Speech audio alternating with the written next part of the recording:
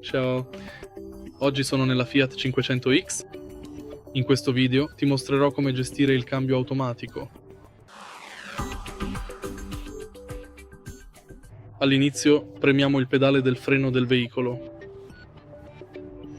Ora dai un'occhiata al centro dell'auto. Proprio qui abbiamo la leva del cambio. Per passare da parcheggio a retromarcia devi premere il pulsante situato sulla parte anteriore della leva. E ora, per passare da retromarcia a folle, non devi premere nulla. Lo stesso vale per la modalità drive. Se vuoi utilizzare questo cambio in modalità manuale, spingilo a sinistra e ora puoi aumentare o diminuire la marcia, spingendo l'intera leva verso l'alto o verso il basso.